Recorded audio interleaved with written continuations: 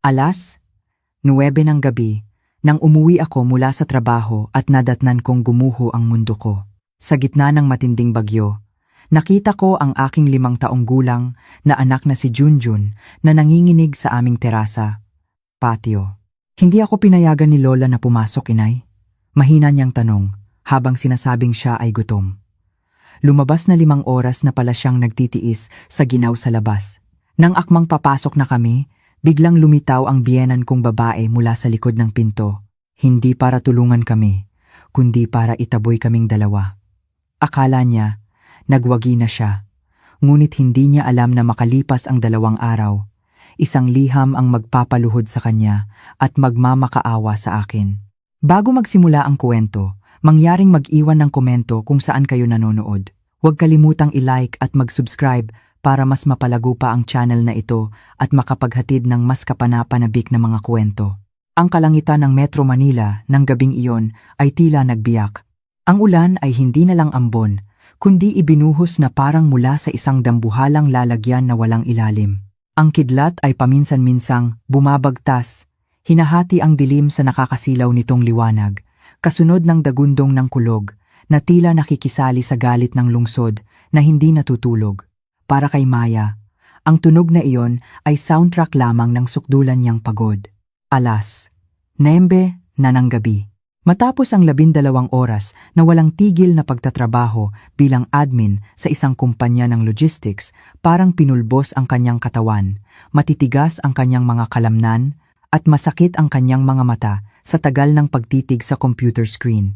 Gayunpaman, ang lahat ng pagod na iyon ay laging naglalaho kapag sumasagi sa isip niya ang mukha ng kanyang anak na si Junjun. Si Junjun, na 5 taong gulang pa lamang, na may malulutong na tawa at bilog na mga mata na laging nagniningning, ang dahilan kung bakit handang ipagpalit ni Maya ang kanyang oras sa tumpok ng mga papel at numero. Ang pag-uwi niya ay isang pagsubok. Ang Grab angkas na sinisave niya ay ilang beses kinansela dahil sa matinding ulan. Sa wakas, nakakuha siya ng isa at ngayon ay nakaupo siya sa likod ng driver. Nararamdaman ang ginaw na tumatagos sa manipis niyang kapote. Ang malamig na tubig ulan ay humahampas sa kanyang mukha, ngunit ang kanyang isip ay lumilipad na sa bahay. Naiisip niya si Junjun, na marahil ay natutulog na. Nakayakap sa paborito nitong unan na may larawan ng dinosaur. O marahil ay gising pa ito, naghihintay sa pag-uwi ng kanyang ina habang nakikinig sa kwento ng kanyang lola. Ang kanyang lola, si Lola Elena. Mula nang mamatay ang kanyang asawang si Marco noong nakaraang buwan dahil sa isang aksidente, lalo pang lumala ang relasyon ni Maya sa kanyang biyenan. Ang masasamang tingin at matatalim na parinig ay naging pang-araw-araw na niyang pagkain. Sinubukan ni Maya na magtiis. Nilunok ang lahat ng kapaitan para kay Junjun upang hindi mawalan ang kanyang anak ng lola matapos mawalan ng ama. Ang bahay, anuman ang mangyari, ay ang tanging naiwan ni Marco, ang tanging kanlungan nila. Matapos ang matinding traffic, huminto ang motor sa harap ng isang simpleng bahay na may itim na bakal na bakod. Nagbayad si Maya, nagpasalamat sa garalgal na boses, at pagkatapos ay naglakad ng humahagok patungo sa tarangkahan. Binuksan niya ang tarangkahan na hindi nakalak at naglakad sa maliit na bakuran na maputik. Nakapatay ang ilaw sa terasa, na lalong nagpadilim at nagpakaba sa paligid. Huminga ng malalim si Maya, naghanda para sa malamig na pagsalubong o maging sa sermon ni Lola Elena. Ngunit nang masanay ang kanyang mga mata sa dilim, may nakita siyang nagpatigil sa pagdaloy ng kanyang dugo.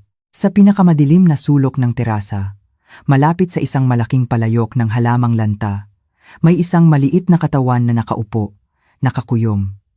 Nakayakap ang figura sa kanyang 2 tuhod at nakayuko ang ulo. Ang puso ni Maya ay kumabog ng malakas, ayaw maniwalang ang nakita niya ay totoo. Sa nanginginig na mga hakbang, lumapit siya. Totoo nga. Si Junjun iyon, ang kanyang anak. Nasa labas siya, sa gitna ng matinding bagyo at nanunuot na ginaw. Basang-basa ang kanyang damit, nakadikit sa maputla niyang balat. Ang kanyang buhok ay basa at nakatakip sa bahagi ng kanyang mukha. Binitiwan ni Maya ang kanyang briefcase. Lumuhod siya sa harap ng kanyang anak. Ang kanyang malamig na kamay ay dumampi sa pisngi ni Junjun na parang yelo. "Junjun, anak, bakit ka nasa labas, nak?" Ang boses ni Maya ay nanginginig. Pinaghalong takot at galit na nagsisimulang magbaga sa kanyang dibdib. Dahan-dahang itinaas ni Junjun ang kanyang ulo. Basang-basa ang kanyang mukha, mahirap malaman kung alin ang tubig ulan at alin ang luha. Ang kanyang labi ay namumula at ang buo niyang katawan ay nanginginig ng husto hanggang sa nagngingit-ngit ang kanyang ngipin. Tiningnan niya ang kanyang ina ng nanlalabong mga mata na nawalan ng ningning. "Inay," bulong niya, halos hindi marinig ang boses. Gutom si Junjun, nilalamig. Isang matalim na sakit ang tumama sa uluhati ni Maya, mas masakit pa kaysa hiwa ng kutsilyo. Agad niyang hinubad ang kanyang jacket na medyo tuyo at ipinansapin sa maliit na katawan. Pagkatapos ay niyakap ito ng mahigpit, sinubukang ipasa ang natitirang init ng kanyang katawan. "Bakit ka nasa labas? Bakit hindi ka pumasok sa loob? Anak, nasaan si Lola?" Tanong niya ulit. Ngayon ay may mas nagmamadaling tono. Ang hagulgol ni Junjun ay pumutok. Isinubsob niya ang mukha sa dibdib ng kanyang ina, naghahanap ng proteksyon. "Kanina, naglalaro ako sa terasa, tapos isinara ni Lola ang pinto. Kumatok ako, pero hindi binuksan ni Lola." Kuwento niya ng pauntol-untol. "Sabi ni Lola, hindi ka pwedeng pumasok. Sabi ni Lola, pabigat ka lang." "Inay, hindi po ako pabigat, diba?" Parang gumuho ang mundo ni Maya nang marinig ang tanong na iyon. Pabigat? Ang sarili niyang biyenan ay tinawag ang sarili niyang apo na pabigat. Ang galit na kanina pa niya pinipigilan ay sumabog ng tahimik. Hindi siya sumigaw, hindi umiyak, ngunit ang kanyang puso ay naghihiyaw. Tiningnan niya ang orasan sa kanyang basang telepono. Lampas alas, 9 na. Sabi ni Junjun, naglaro siya sa terasa.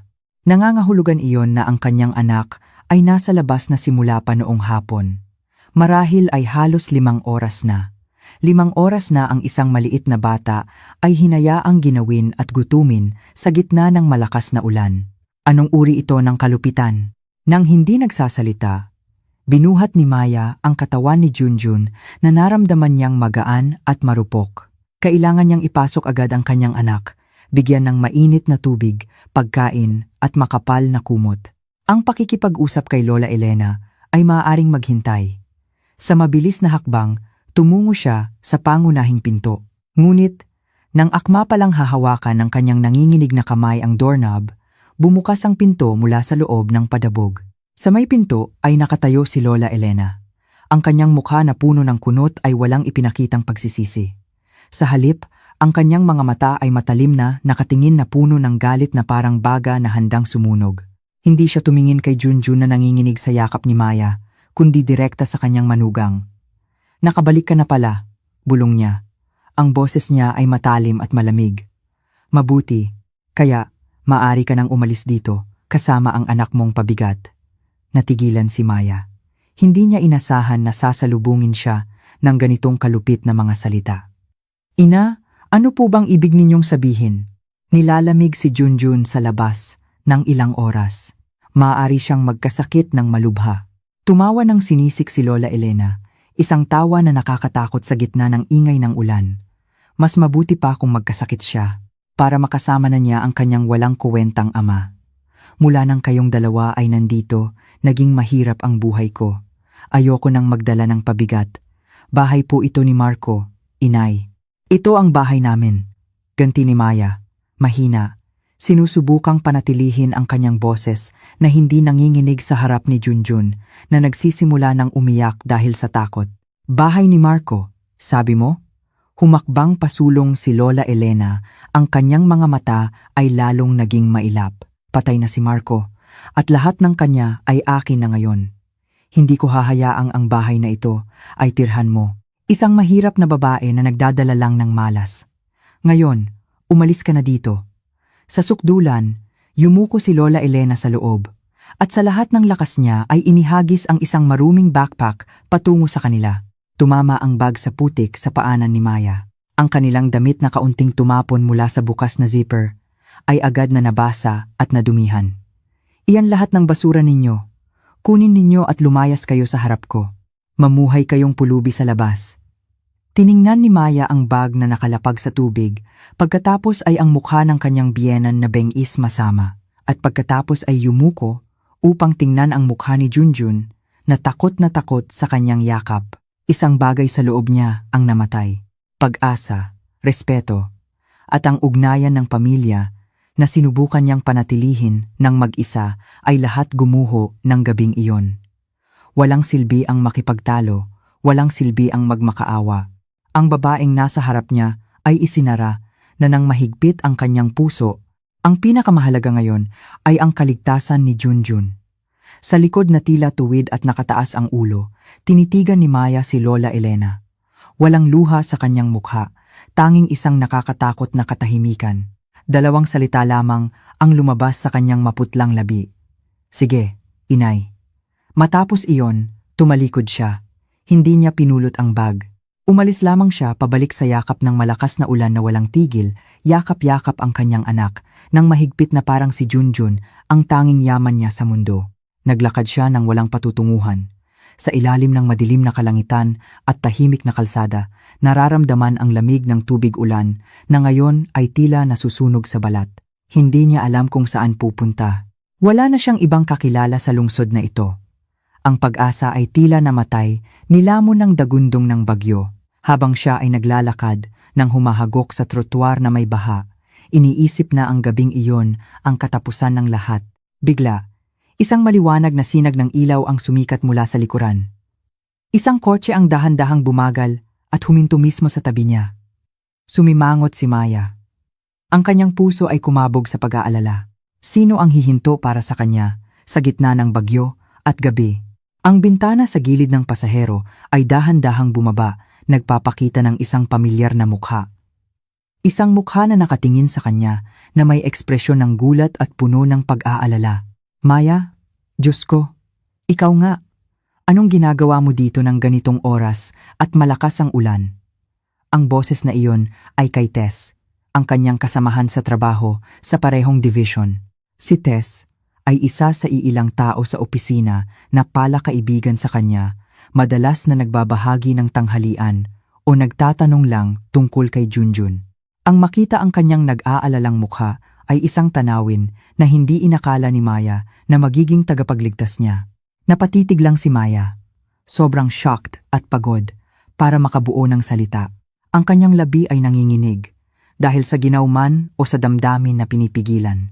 Nang makita ang kalagayan ni Maya na may karga-kargang bata na basang-basa, hindi na kinailangan ni Tess na magtanong pa. Agad niyang binuksan ang pinto mula sa loob. Pumasok ka na agad, Maya. Huwag ka nang tumayo diyan. Maaaring hypothermia ang bata. Utos niya sa boses na nagpapanik, ngunit matatag. Ang sinabi ni Tess ay nagpabalik kay Maya mula sa kanyang pagkalito. Sa natitirang lakas, binuksan niya ang likod ng pinto ng kotse at maingat na inupo si Junjun sa upuan. Pagkatapos ay pumasok siya at isinara ang pinto. Lumikha ng isang sandaling katahimikan na naghihiwalay sa kanila mula sa tindi ng bagyo sa labas. Sa loob ng kotse, ang init mula sa aircon ay dahan-dahang naramdaman, kaibahan sa ginaw na bumabalot sa kanila kanina. Sa bahay ko na lang tayo. Malapit lang dito.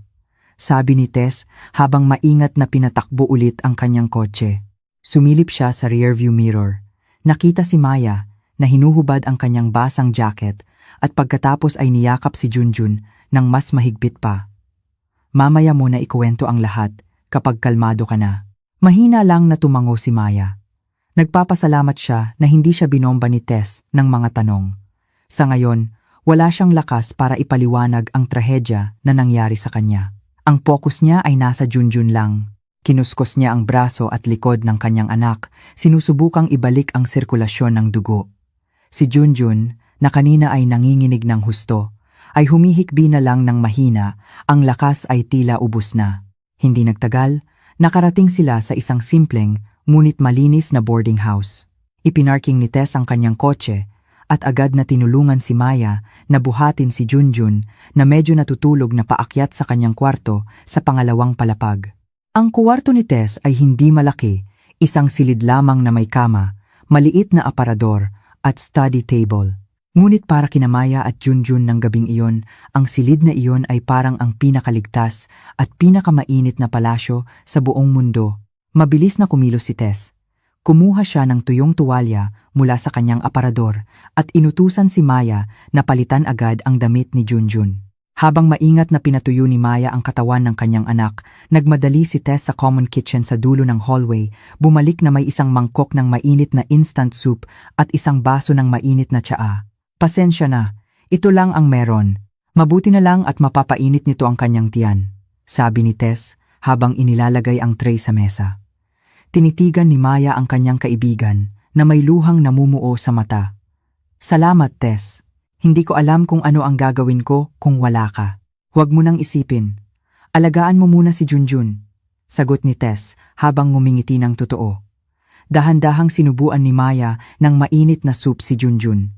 Himala, kutsara pagkatapos ng kutsara, ang kulay sa mukha ni Junjun na kanina ay maputlang maputla ay nagsimulang bumalik. Matapos maubos ang mangkok at ang kanyang katawan ay binalutan ng malaking t-shirt ni Tess, tuluyan nang nakatulog si Junjun sa kama. Ang kanyang hininga ay regular at malalim. Ang pagod at trauma ng araw na iyon ay sa wakas ay natalo ng antok. Nang makita ang kanyang anak na natutulog ng ligtas, doon lang gumuho ang depensa ni Maya. Umupo siya sa sahig, isinandal ang ulo sa dingding, at ang pag-iyak na kanina pa niya pinipigilan ay sa wakas ay pumutok. Umiyak siya ng walang ingay. Ang kanyang balikat ay yumanig ng husto, inilabas ang lahat ng sakit, kahihiyan, at kawalan ng pag-asa na naramdaman niya. Iniyakan niya ang kapalaran ni Junjun. Iniyakan ang maagang pagpanaw ng kanyang asawa. At iniyakan ang kalupitan ng mundo na katatapos lang niyang harapin. Umupo si Tess sa tabi niya. Hindi nagsalita. Hinagod lang ang kanyang likod ng marahan. Hinayaan niyang ilabas ni Maya ang lahat ng kanyang kalungkutan. Nagbigay ng espasyo para magdalamhati ang kanyang kaibigan. Ang kanyang tahimik na presensiya ay nagbigay ng pambihirang lakas. Matapos humupa ang kanyang pag-iyak, na nag-iwan lang ng mahinang hikbi, doon lang ikinuwento ni Maya ang lahat. Mula sa mga parinig ni Lola Elena na lalong tumindi mula nang mawala si Marco, hanggang sa kasukdulan ng gabing ito, nang sila ng kanyang anak ay pinalayas ng walang awa sa gitna ng bagyo. Ikinuwento pa niya kung paano niya iniwan ang bag na puno ng kanilang damit. Dahil sa oras na iyon, ang nasa isip niya lang ay ang lumayo sa bahay na naramdaman niyang parang impyerno na. Teka muna, sabi ni Tess. Tumayo siya at lumabas ng kwarto. Makalipas ang ilang minuto, bumalik siya na may dalang marumi at basang backpack. Bumalik ako sandali sa bahay ninyo. Akala ko, kakailanganin ninyo ito. Kinuha ko lang sa harap ng tarangkahan ninyo. Tinitigan ni Maya ang bag na may magkahalong damdamin. Sa isang banda, nagpapasalamat siya na mayroon pa silang kaunting damit na pamalit. Sa kabilang banda, ang bag na iyon ay simbolo ng huling kahihiyan mula sa kanyang biyenan. Sa pag-aatubili, binuksan niya ito upang tingnan ang laman. Lahat ay basa at kailangan ng patuyuin agad. Habang inilalabas niya ang laman isa-isa, nahawakan ng kanyang kamay ang isang makapal at pamilyar na tela. Iyon ay ang lumang denim jacket ng yumaong si Marco. Ang paborito nitong jacket na madalas niyang suotin kapag iniimbitahan siya sa motorcycle ride noon.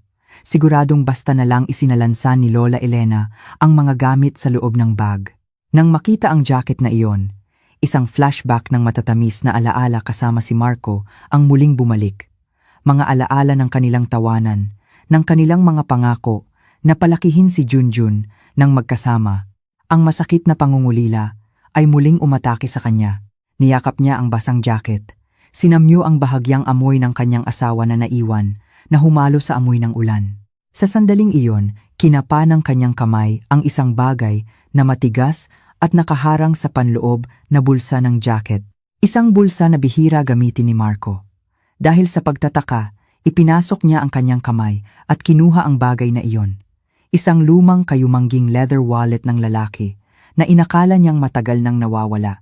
Ito ang unang wallet na regalo niya kay Marco noong ikasal pa lang sila. Sa nanginginig na kamay, binuksan ni Maya ito. Sa loob ay nakatago pa rin ang ilang piraso ng perang peso na basa na. At sa may mika na bahagi ay nakasiksik ang kanilang wedding photo. Larawan kung saan silang dalawa ay nakangiti ng napakasaya nang hindi nalalaman na paghihiwalayin sila ng kapalaran ng napakabilis. Muling namuo ang luha sa kanyang mga mata, ngunit hindi iyon ang ikinagulat niya. Sa likod ng larawan ay may dalawa pang bagay. Isang maliit na susi na kulay silver. Kakaiba ang hugis nito, parang susi ng drawer o safety deposit box, hindi susi ng pinto. At ang pangalawa ay isang piraso ng papel na nakatiklop ng maliit at naging makapal at lusot malapad na. Ang papel ay tila matagal nang nakaimbak doon. Sa lalong bumibilis na pagtibok ng puso, maingat na binuksan ni Maya ang tiklop ng papel. Sa ibabaw nito ay nakasulat ang handwriting ni Marco na kilala niyang kilala. Ang sulat ay maayos ngunit matatag. Maya, mahal kong asawa.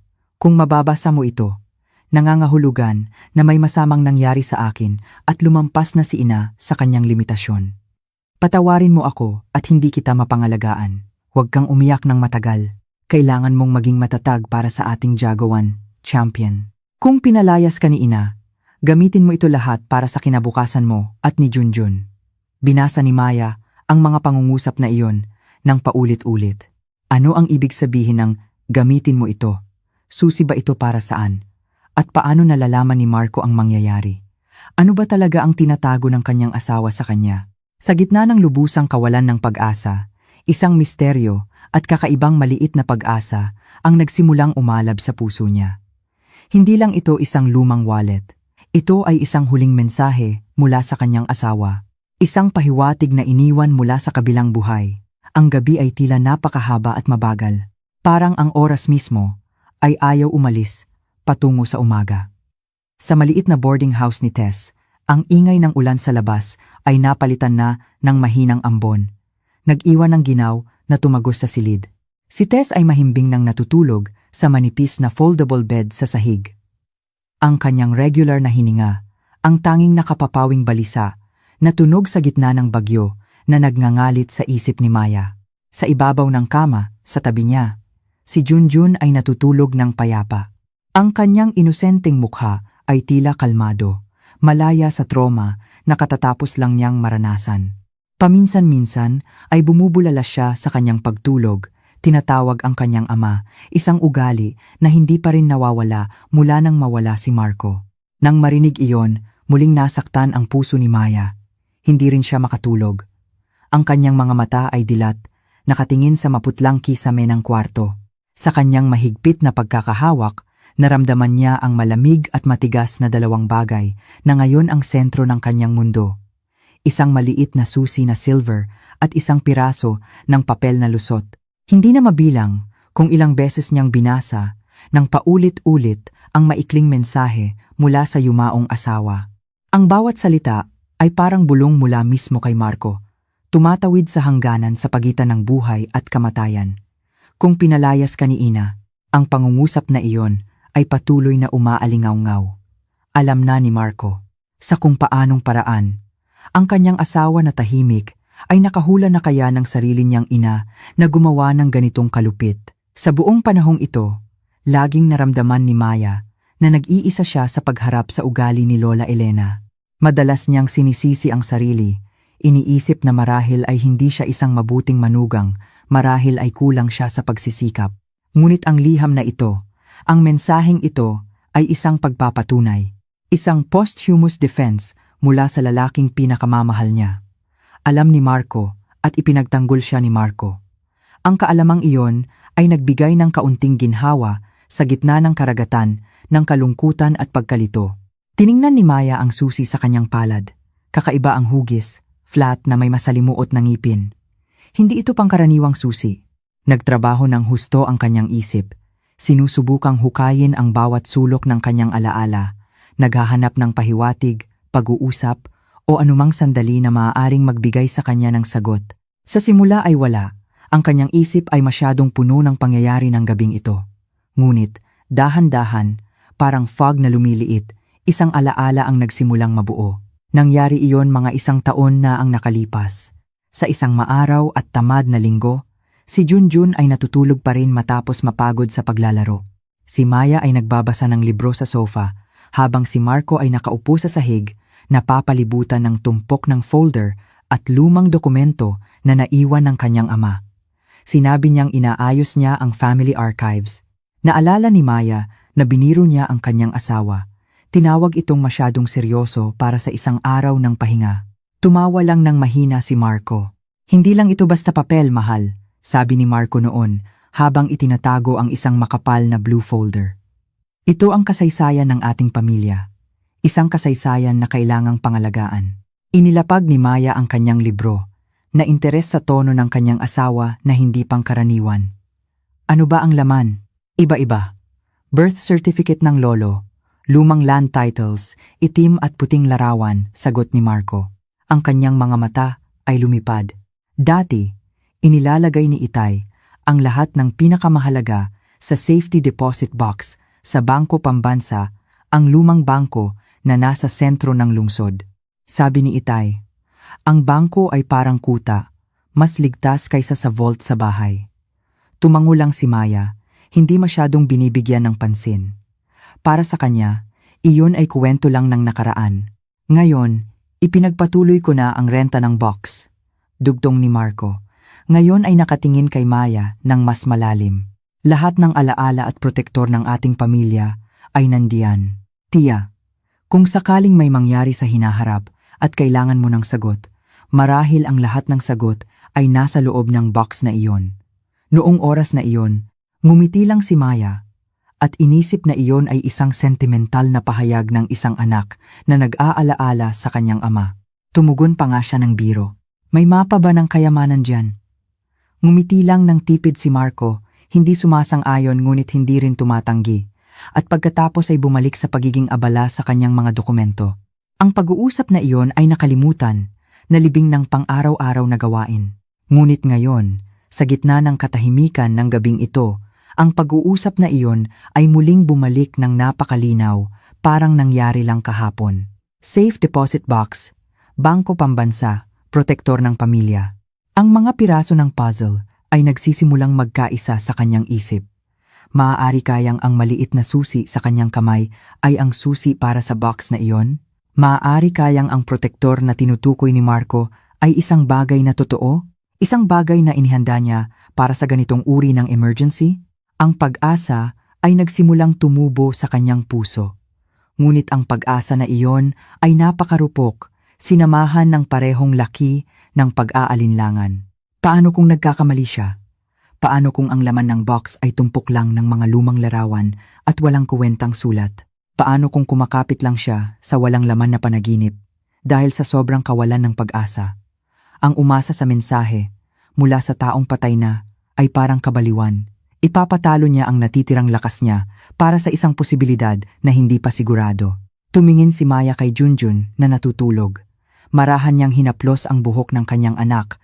Ang mukha na ito ang sagot. Hindi siya maaaring patuloy na makiusap sa kabaitan ni Tess.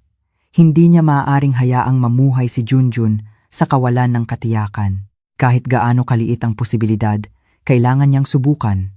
Para kay Junjun, kailangan niyang malaman kung ano ang nasa loob ng box na iyon. Kung wala itong laman, hindi bababa't nakasubok siya. Hindi siya mamamatay sa pagtataka. Ang kanyang desisyon ay naging matatag. Ang pagod sa kanyang katawan ay tila naglaho, napalitan ng isang kakaibang adrenaline rush.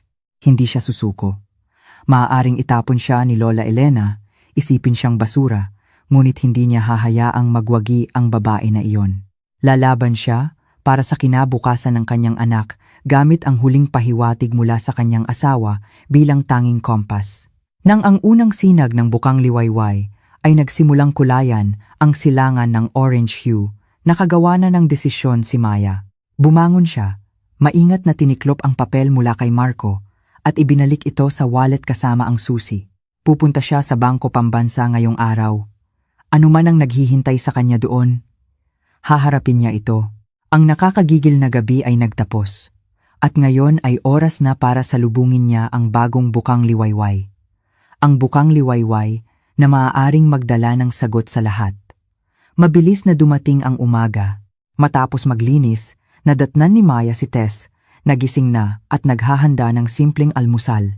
2 piraso ng sliced bread na may chocolate spread at 2 tasa ng mainit na tsaa. Ang matamis na amoy ng tsaa ay pumuno sa maliit na silid, nagbigay ng kaunting pakiramdam ng normalidad sa gitna ng kaguluhan ng buhay ni Maya. Saan ka pupunta ng ganito kaaga? Parang nagmamadali ka, tanong ni Tess habang iniaabot ang isang tasa ng tsaa.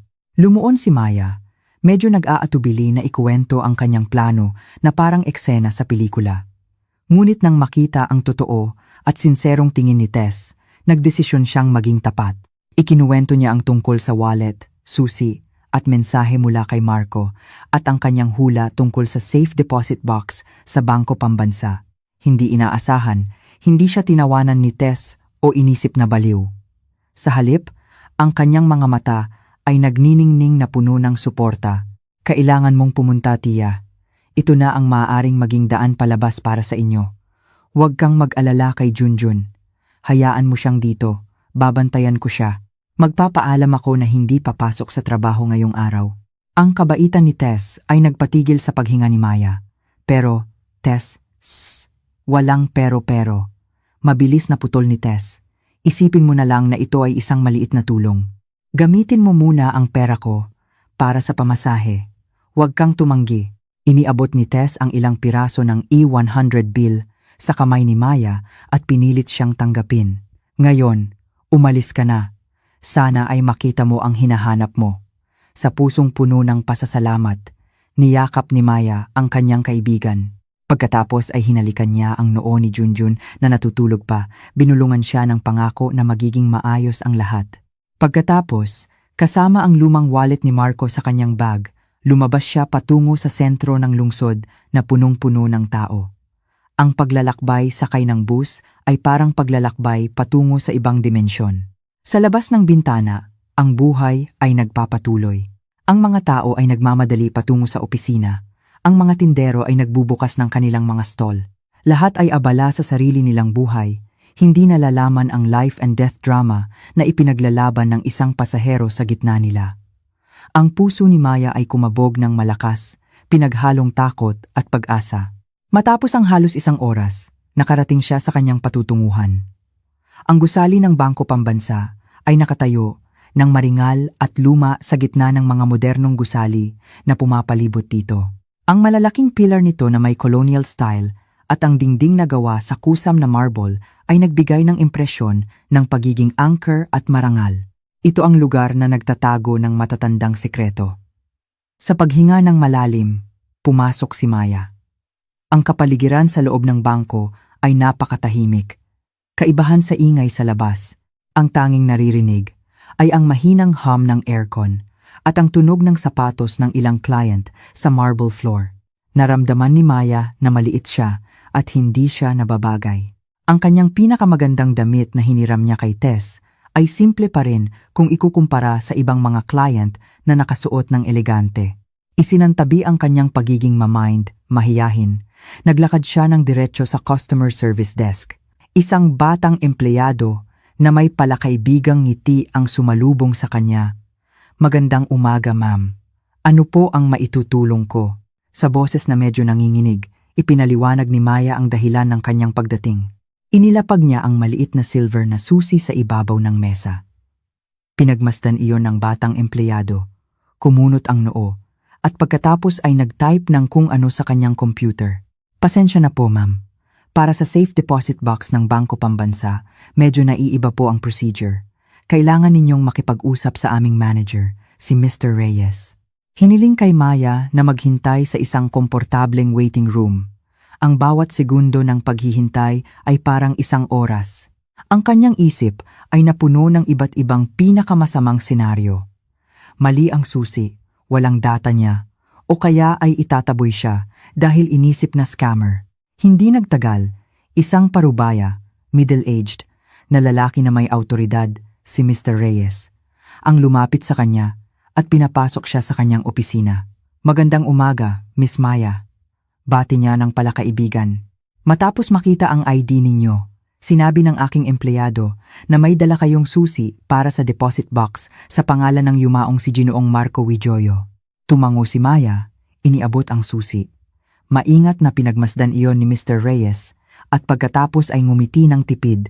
Tama, ito ang susi. Ang yumaong si Ginoong Marco ay isang napakadetalyadong client namin. Nag-iwan siya ng napaka-espesipikong instruction. Instruction? Tanong ni Maya. Muling kumabog ang kanyang puso. Tama, bago namin pahintulutan ang tagapagmana na buksan ang box, kailangan naming ibigay ang isang pribadong liham na ipinagkatiwala niya sa amin. Ang liham na ito ay sealed at tanging ikaw lang ang pwedeng magbukas, paliwanag ni Mr. Reyes. Tumayo siya, binuksan ang isang safe sa sulok ng kanyang opisina at kinuha ang isang makapal na puting envelope na medyo naninilaw na. Sa harap ng envelope ay nakasulat ang kanyang pangalan, para sa aking mahal na asawa, Maya, sa handwriting ni Marco. Inabot ni Mr. Reyes ang envelope kay Maya at pagkatapos ay matalinong sinabi, "Mangyaring basahin ninyo muna. Maghihintay ako sa labas." Nang mag-isa sa silid na iyon, binuksan ni Maya ang envelope gamit ang nanginginig na kamay. Sa loob ay may ilang piraso ng papel. Hindi lang ito basta note, kundi isang mahabang liham. Mahal kong Maya, kung nababasa mo ito, ibig sabihin ay wala na ako sa tabi mo para protektahan ka at si Junjun. Patawarin mo ako. Patawarin mo ako dahil umalis ako ng napakabilis. Alam kong malungkot ka at nalilito ngayon. Pero nakikiusap ako. Kailangan mong maging matatag. Sinulat ko ang liham na ito dahil kilala ko ang sarili kong ina. Mahal ko siya, pero hindi ako bulag sa kanyang ugali.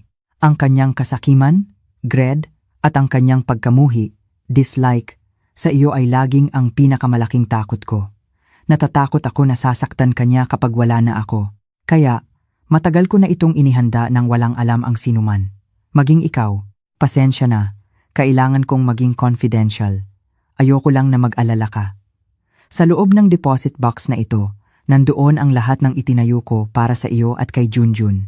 Gamitin mo ito para magsimula ng bagong buhay. Huwag mong hayaang may kumuha nito sa iyo, lalo na ang ating bahay. Ang bahay na tinutuluyan natin ay binili ko gamit ang sarili kong pinaghirapan bago pa tayo ikasal. Hindi ito inherited property ng pamilya. Ang orihinal na title TCT o Transfer Certificate of Title ay nasa loob ng box na ito. Ang bahay na iyon ay pag-aari mo at ni Junjun. Ayon sa batas, huwag mong maramdaman na nakikisama ka lang. Nag-iwan din ako ng kaunting savings, deposit at insurance policy. Marahil ay hindi marami. Pero sana ay sapat na para bigyan ka ng oras na tumayo sa sarili mong paa. Mamuhay ng maayos. Palakihin si Junjun na maging isang mahusay na bata. Ikwento mo sa kanya ang tungkol sa kanyang ama, na mahal ko siya. Mahal kita palagi, Maya. Dati, ngayon, at magpakailanman. Ang iyong asawa, Marco. Ang mga luha na kanina pa niya pinipigilan ay sa wakas ay umagos. Umiyak siya hindi lang dahil sa kalungkutan, kundi dahil din sa pagkadama ng relief at pagmamahal ni Marco na napakalaki. Pag-ibig na lumampas pa sa kamatayan. Ang kanyang asawa ay hindi siya iniwan ng ganoon lang. Nagtayo siya ng isang kuta para protektahan siya. Matapos ang ilang minuto ng pagpapahinahon sa sarili, tinawag niya si Mr. Reyes na may mga mata pa ring mapula-pula, ngunit may tingin na ngayon ay puno ng lakas. Handa na po akong buksan ang box ngayon. Dinala siya ni Mr. Reyes sa isang silid na may makapal na dingding na bakal, ang vault room. Sa mahigpit na procedure gamit ang susi ng bangko at ang susi ni Maya, isang metal drawer ang hinila palabas. Ang box ay dinala sa pribadong cubicle. Nang buksan iyon ni Maya, natigil ang kanyang paghinga. Ang laman ay eksakto sa sinabi ni Marco. Sa ibabaw ay may ilang jepok, bundle, ng salaping peso na nakatali ng maayos. Sa ilalim ay may ilang folder. Binuksan niya ang isa-isa. Certificate of deposit sa kanyang pangalan. At sa pangalan ni Junjun. Life insurance policy na may malaking halaga, na siya ang tanging makikinabang. At ang pinakamahalaga, isang makapal na folder na naglalaman ng Title TCT o Transfer Certificate of Title at Deed of Sale. Ang kanilang bahay, Kumpleto sa lahat ng proof of payment. Lahat ay lehitimo, lahat ay legal. Hawak na niya ngayon ang hindi matatawarang ebidensiya. Naramdaman ni Maya na tila inalis ang bigat ng bundok mula sa kanyang balikat. Hindi na siya pulubi, may bahay na siya, may funds na siya para magsimulang muli. Siya at si Junjun ay ligtas. Nang akmana niyang isasara ang box, may nakita siyang nakalapag sa ilalim ng box na kanina ay natatakpan ng mga folder. Isa pang envelope. Ang envelope na ito ay mas makapal, kulay brown at tila matigas. Sa harap nito ay nakasulat lang ang isang salita na may matatag na capital letters. Ina. Sa ibabaw ng envelope ay nakadikit ang isang maliit na memo paper na may parehong handwriting ni Marco. Ibigay lamang ito kung lumampas na siya sa limitasyon. Tinitigan ni Maya ang envelope na iyon. Kung ang unang liham ay ang kalasag na ibinigay ni Marco sa kanya, ang pangalawang envelope na ito ay tila iba. Ang envelope na ito ay tila mabigat, malamig, at naglalabas ng aura na intimidating. Hindi ito kalasag. Ito ay isang espada, isang ultimate weapon na inihanda ni Marco. Ang isang bagong tanong ay lumitaw sa kanyang isip. Inilipat ang relief na nararamdaman niya. Ano ang laman ng liham na ito? Anong sekreto ang napakalakas kaya naramdaman ni Marco na kailangan niya itong ihanda bilang huling sandata? Si Lola Elena ay nagising kinabukasan na may magaan na pakiramdam na matagal na niyang hindi naramdaman. Ang sikat ng araw sa umaga na tumagos sa kortina ay tila sumasalubong sa kanyang tagumpay. Nag-inat siya sa kanyang kama. Isang ngiti ng kasiyahan ang nakaukit sa kanyang manipis na labi. Tahimik. Iyon ang unang tunog na napansin niya. Wala na ang ingay ng tawa o iyak ni Junjun na kadalasang gumugulo sa kanyang pagtulog. Wala na ang anino ni Maya na paikot-ikot sa bahay na may malungkot na mukha na tila sumisipsip sa lahat ng kaligayahan. Ang bahay na ito ay sa wakas ay bumalik na sa kanya ng buo. Naramdaman niya na nagtagumpay siya sa paglilinis. Itinapon ang hama pests na matagal nang kumakain sa kanyang buhay. Bumangon siya at naglakad patungo sa kusina para magtimpla ng kanyang paboritong kape. Habang dumadaan sa sala, sinuyod ng kanyang mga mata ang paligid, malinis. Wala nang mga laruan ng dinosaur o toy car na nakakalat sa sahig. Wala na ang mga bakas ng buhay ng manugang at apo na inisip niyang pabigat. Para sa kanya, hindi ito pagkawala kundi paglaya. Sa kanyang isip, binuo na niya ang perpektong justification para sa kanyang ginawa. Si Maya ay isang babaeng nagdadala ng malas. Mula nang ikasal kay Marco, ang maliit na negosyo ng yumaong asawa niya noon ay nagsimulang humina at sa kasukdulan, si Marco, ang kaisa-isang anak na ipinagmamalaki niya, ay namatay sa isang aksidente. Siyempre, kasalanan ito lahat ni Maya. Ang masamang aura ng babae na iyon, ang tiyak na sanhi ng lahat ng ito. Ganoon ang kanyang baluktot na lohika na itinanim sa kanyang isip hanggang sa naging isang ganap na katotohanan. At si Junjun, ang kanyang apo, ay karugtong lang ni Maya. Tuwing nakikita niya ang mukha ni Junjun, hindi niya nakikita ang sarili niyang dugo, kundi ang anino ng kanyang manugang na kinamumuhian niya. Ang alagaan ng bata ay nangangahulugang gumastos pa ng pera para sa gatas, pagkain, at sa hinaharap, school fees. Naramdaman ni Lola Elena na wala siyang obligasyon para dito. Matanda na siya. May karapatan siyang tamasahin ang natitirang buhay niya ng tahimik at komportable, hindi binabagabag ng pag-iyak at pangangailangan ng isang maliit na bata. Ang bahay na ito, ang bahay na binili ni Marco, ay ang kanyang karapatan, ang kanyang pensyon, ang kanyang jaminan, security, sa pagtanda. Siya ang nagbigay buhay kay Marco, kaya nararapat lang na ang lahat ng pag-aari ni Marco ay bumalik sa kanya. Habang humihigop ng kanyang kape, kinuha niya ang kanyang telepono. May dalawang mahalagang tawag na kailangan niyang gawin ngayong umaga. Ang una ay kay Mr. Javier, isang real estate broker na matagal na niyang kilala. "Hello, magandang umaga Mr. Javier." Bati niya ng masigla. "Ako ito, si Elena. Gusto kong magbigay ng magandang balita. Ang bahay ko sa Kalye Sampaguita ay handa ng ibenta. Wala nang tao ngayon." Narinig ang boses ni Mr. Javier na masigla sa kabilang linya. "Wow, magaling iyan ma'am. mamayang tanghali. Maari akong dumaan para kumuha ng mga larawan at maglagay ng karatula. Oo, pwede. Pwede talaga. Mabilis na sagot ni Lola Elena. Mangyaring humanap ka ng mabilis na mamimili ha, sir. Gusto ko nang ibenta ng mabilis. Kahit babaan pa natin ng kaunti ang presyo sa market, ayos lang. Ang mahalaga ay makash out agad ang pera. Marami na akong plano, sir. Sabi niya habang tumatawa ng mahina, iniisip ang tumpok ng pera na malapit na niyang makuha. Matapos isara ang telepono kay Mr. Javier, agad siyang tumawag sa ibang numero. Ang numero ni Tita Perla, ang kanyang kapatid na naninirahan sa probinsya, at ang kanyang pinakamatapat na kagosip. Kailangan niyang ikalat ang sarili niyang bersyon bago pa man makarating ang ibang balita sa malaking pamilya. Perla, kumusta? Bati niya sa tono na ginawang malungkot. Isang kasanayan na na-master na niya sa loob ng maraming taon. May ikukuwento lang si ate. Pagkatapos, nagsimula siyang maghabi ng kanyang kasinungalingan. Inilarawan niya si Maya bilang isang manugang na walang utang na loob. Umalis siya, Perla. Kagabi, nagpaalam siya. Sabi niya, hindi na siya matiis na tumira sa matanda. Gusto niyang maghanap ng sarili niyang buhay sa labas. Sabi ko, sinubukan ko siyang pigilan. Pero matigas ang ulo niya. Dinala pa si Junjun ng basta-basta. Kawawa naman ang apo ko. Kinaladkad ng kanyang ina kung saan wasak ang puso ni ate. Nawalan na ng anak si ate. Ngayon, iniwan pa ng kaisa-isang apo. Nagawa pa ni Lola Elena na maglabas ng ilang patak ng peking luha para lalong maging kapani-paniwala ang kanyang kwento. Ang kanyang kapatid sa kabilang linya ay siyempre naniwala agad. Binaha si Maya ng masasakit na salita at kinaawaan ang kapalaran ng kanyang kapatid. Matagumpay ang misyon. Ang kanyang image bilang isang biyenan na inaapi ay ligtas na.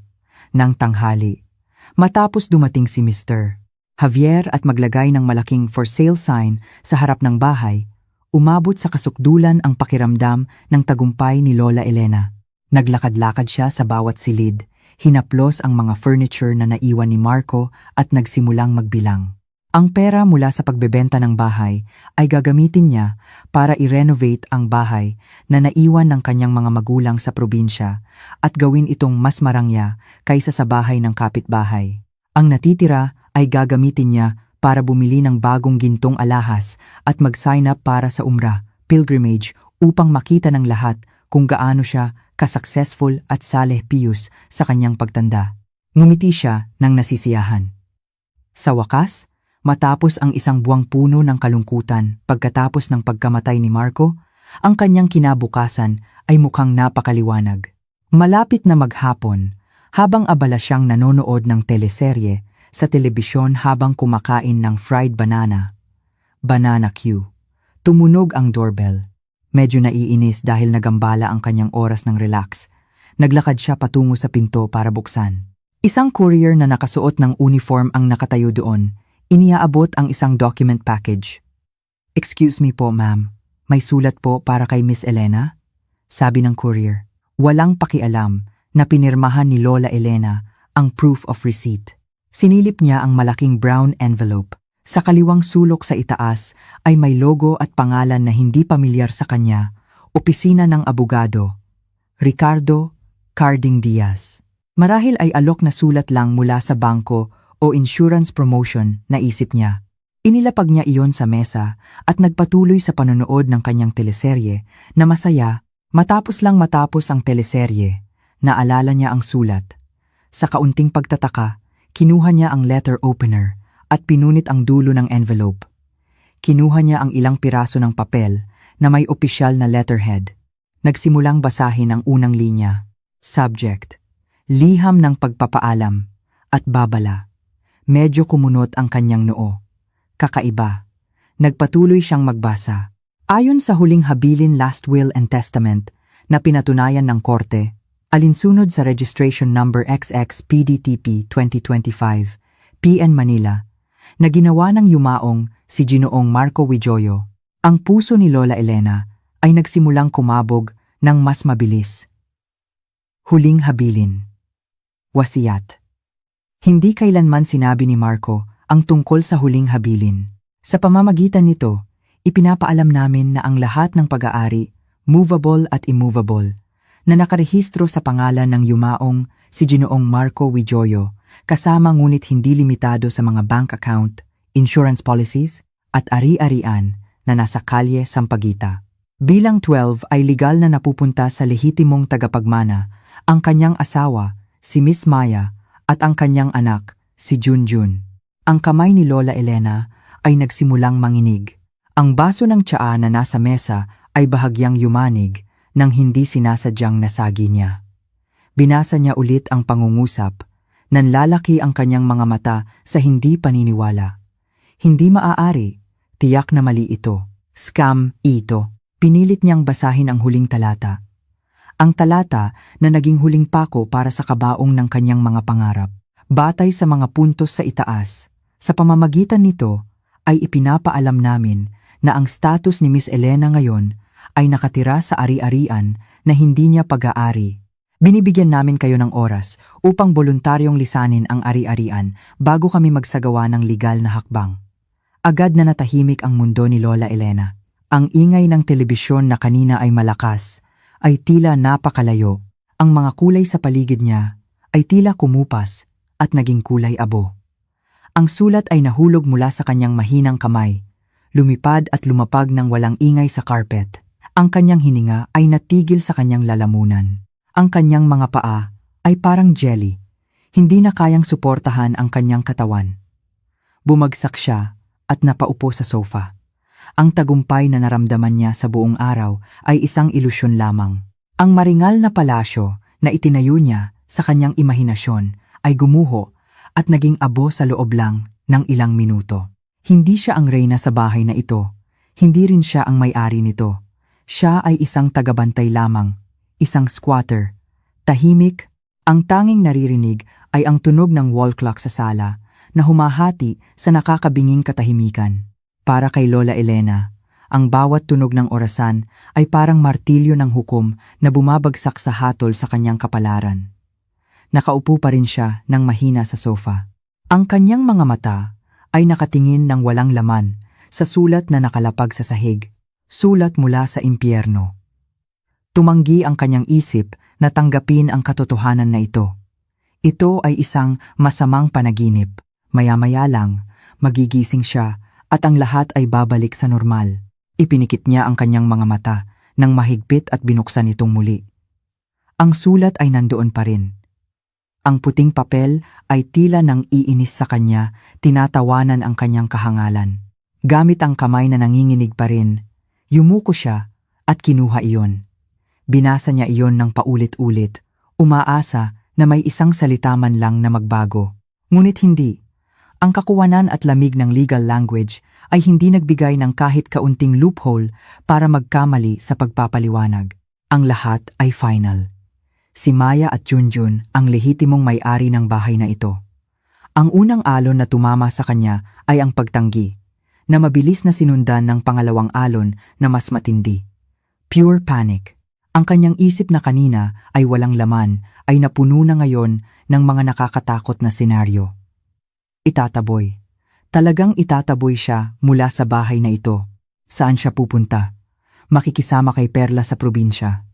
Nakakahiya. Hindi niya kayang dalhin ang kahihiyan sa harap ng kanyang kapatid at kamag-anak matapos ang lahat ng kanyang pagmamayabang tungkol sa kanyang tagumpay. Manirahan sa isang maliit na apartment, wala siyang pera. Ang buwanang allowance na galing kay Marco ang tanging pinagmumulan ng kanyang kita. At ngayon ay napagtanto niya na maging ang pera na iyon ay maaaring tumigil. Siya ay magiging matanda, mahirap, at nag-iisa.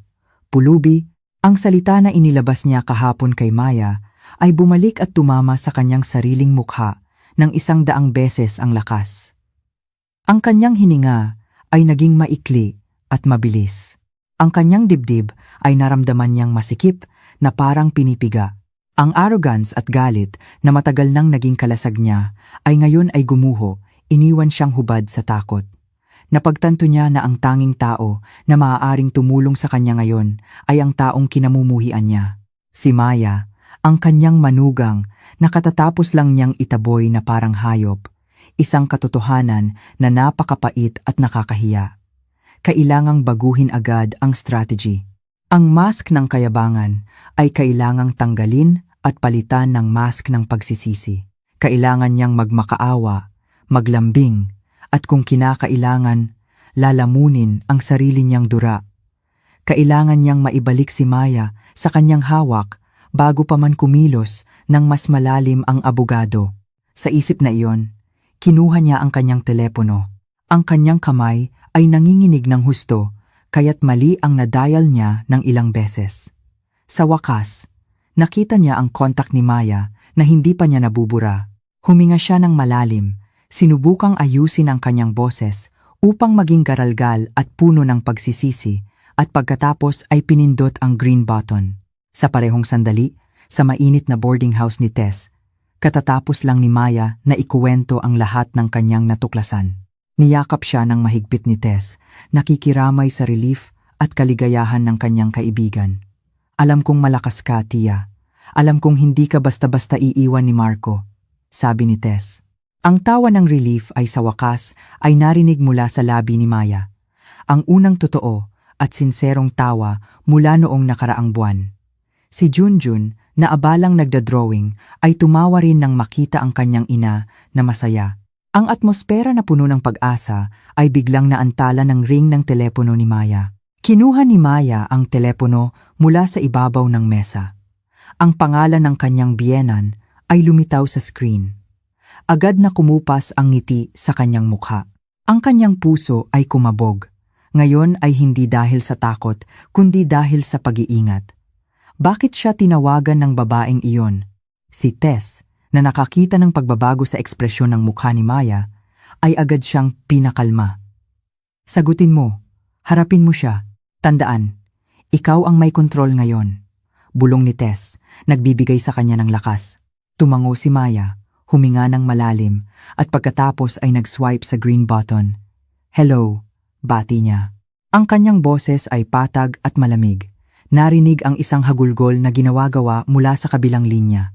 Maya, anak, si ina ito. Ang boses ni Lola Elena ay tila garalgal at nanginginig. Isang pambihirang drama performance. Tahimik si Maya, hindi tumugon.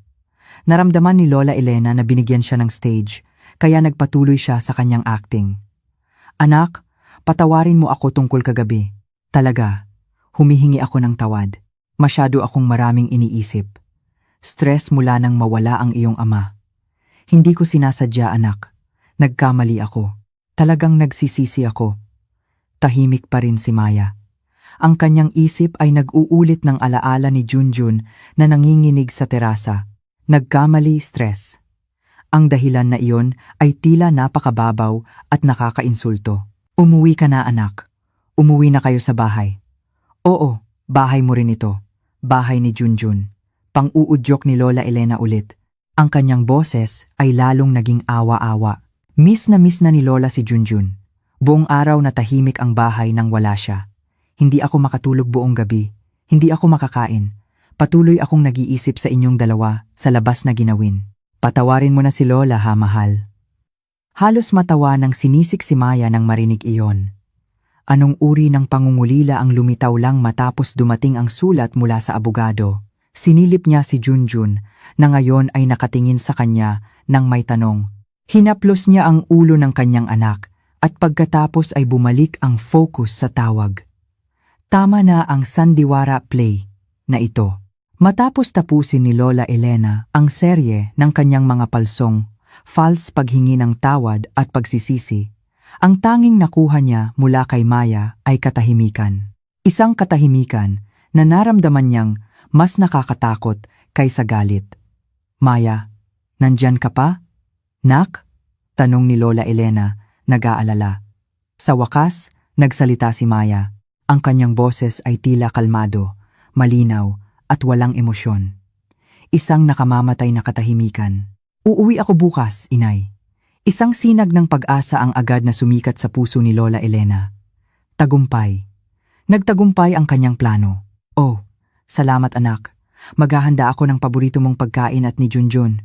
Pero hindi ako nag-iisa. Putol ni Maya, pinatay ang euporya ni Lola Elena. Kumunot ang noo ni Lola Elena. Ano ang ibig mong sabihin? Kasama mo ang kaibigan mo? Mangyaring ihanda mo ang sarili mo, inay, para makilala ang abogado ko. Ang huling tatlong salita na iyon ay tumama kay Lola Elena na parang kidlat. Abogado? Abogado ko. Hindi iyon pangungusap na sasabihin ng isang masunurin at mahina na manugang. Iyon ay pangungusap na sasabihin ng isang kalaban. Matapos sabihin ang pangungusap na iyon, agad na pinatay ni Maya ang telepono, hindi nagbigay ng pagkakataon kay Lola Elena na tumugon. Tinitigan ni Lola Elena ang screen ng kanyang telepono, na ngayon ay madilim na. Ang malamig na boses ni Maya at ang salitang abogado ay patuloy na umaalingaw-ngaw sa kanyang tainga. Ang huli niyang pag-asa ay nawala. Hindi siya naniwala sa kanyang panunukso. Hindi siya uuwi bilang isang manugang na maaari niyang kontrolin, kundi bilang ang lehitimong may-ari ng bahay na dumarating kasama ang kanyang legal counsel. Ang takot na kanina ay humupa ay bumalik ngayon ng buong lakas. Kinukuyom siya sa lubusang horror. Bukas darating ang araw ng paghuhukom at hindi siya handa. Ang sumunod na umaga ay dumating na may ibang-iba na atmosfera. Hindi na ito umaga na puno ng kawalan ng pag-asa o kawalan ng katiyakan. Ngayon ay araw ng pagtutuos. Sa maliit na boarding house, naghanda si Maya, hindi lang para umalis, kundi para lumaban. Isang labanan ng walang sandata na panalo niya sa pamamagitan ng katahimikan at katotohanan. Nakatayo siya sa harap ng maliit na salamin na may basag sa sulok, inaayos ang kanyang refleksyon. Ang kanyang mukha ay maputla pa rin at may maitim na bilog sa ilalim ng kanyang mga mata, mga labi ng gabing walang tulog. Gayunpaman, ang tingin ng kanyang mga mata ay iba. May apoy doon. Isang maliit na apoy na sinindihan ng pag-asa at ngayon ay nag-aalab na naging matatag na desisyon. Tinulungan siya ni Tess na pumili ng damit. Walang marangya, isang simpleng batik blouse na medyo malaki at isang mahabang dark skirt, malinis at disenteng damit. Mukha kang matatag, tiya, sabi ni Tess habang inaayos ang collar ng blouse ng kanyang kaibigan. Ang damit na ito ay hindi para magpabangis, kundi para magpakita ng dignidad. Ang dignidad ng isang asawa at isang ina na dumarating para bawiin ang kanyang karapatan. Bago umalis, niyakap niya ng mahigpit si Junjun. Ang kanyang anak ay nakatingin sa kanya ng walang muwang. Hindi lubos na naiintindihan kung bakit kailangang pumunta ang kanyang ina sa lugar ng masamang lola ulit. Umalis muna ako sandali, ha, mahal. Bulong ni Maya habang hinahalikan ang noo ni Junjun. Kukunin ni inay ang bahay natin ulit para makapaglaro ka ulit sa kwarto mo. Dito ka muna kay Tita Tess. Maging mabuting bata ka, ha? Opo, inay. Kung may bahay na po ulit kami, pwede po bang maglaro si Tita Tess sa bahay natin? Tanong niya. Ang simpleng tanong na iyon ay tumama kay Maya na may alon ng emosyon. Oo naman, anak. Oo naman, pwede. Ipinagkatiwala niya si Junjun sa pagbabantay ni Tess. Ang kanyang puso ay medyo gumaan dahil alam niyang ang kanyang anak ay nasa ligtas na kamay. Nakipagkita si Maya kay Attorney Ricardo Carding Diaz sa isang maliit na coffee shop na hindi kalayuan sa opisina ng abogado. Ang lalaking parubaya ay sumalubong sa kanya ng kalmadong ngiti na nakakahawa. Umorder siya ng mainit na tsaa para kay Maya. Nakita ang kamay ng kanyang client na medyo nanginginig. Kinakabahan? Tanong niya nang marahan. Tumango si Maya. Medyo, sir. Normal iyan, sabi ni Attorney Diaz. Tandaan, Miss Maya, ngayong araw, ipapahayag lang natin ang mga fact. Hindi mo kailangang makipagtalo. Hindi mo kailangang magpadala sa emosyon. Hayaan mong ang mga dokumento ang magsalita. Ang biyenan mo ay malamang nasusubukan ng iba't ibang paraan, mula sa pagmamakaawa, pagmamanipula gamit ang luha hanggang sa galit at pag-aakusa. Kapag nangyari iyon, manatiling kalmado. Tumingin ka sa akin at hayaan mo akong humawak. Pagkatapos, iniabot niya ang isang makapal na folder kay Maya. Sa loob ay may opisyal na kopya ng huling habilin na pinatunayan ng korte, kopya ng title ng bahay, at iba pang supporting documents. Sa paghawak sa folder na iyon sa kanyang kamay, naramdaman ni Maya ang alon ng lakas. Hindi na lang ito pananampalataya, ito ay ebidensiya. Ebidensiya na nakasulat sa itim at puti. Naiintindihan ko po, sir. Handa na ako. Ang paglalakbay patungo sa kalye Sampaguita ay tila maikli nang lumiko ang kotse ni attorney. Diaz sa kalye patungo sa kanilang bahay.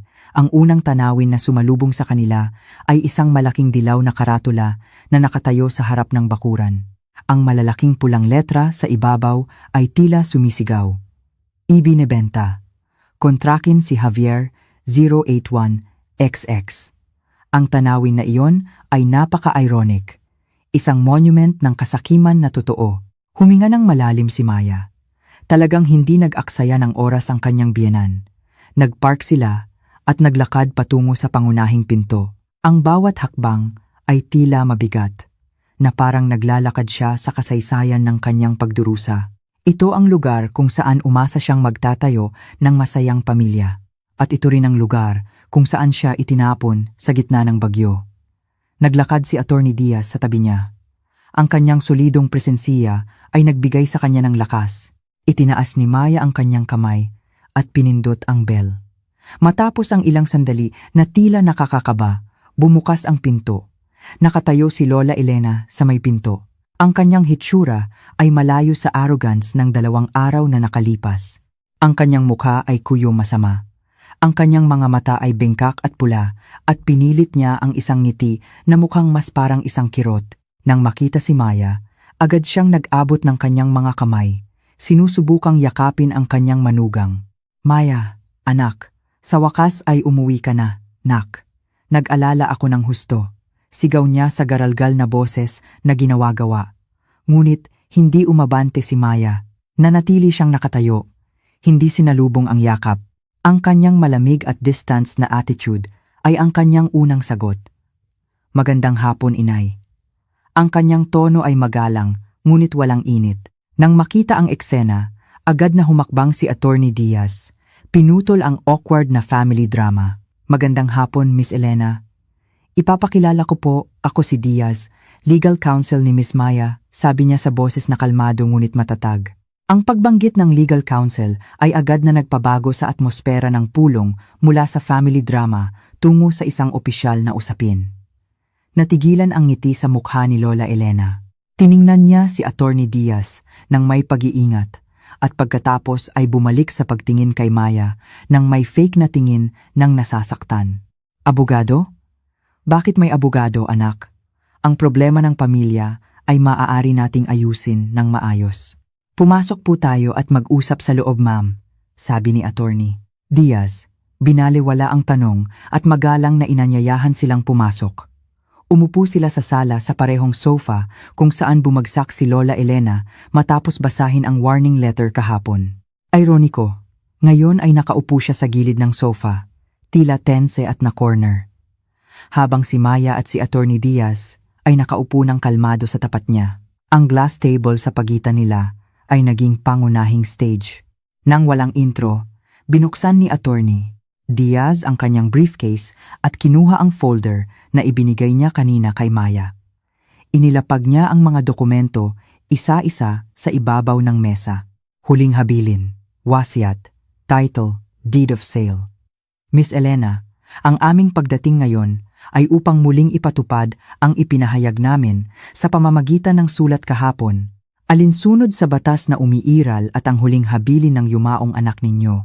Ang lahat ng pag-aari ng bahay na ito, kasama ang laman nito, ay lumipat na ng lubusan sa pag-aari ni Miss Maya at ng kanyang anak, si Junjun.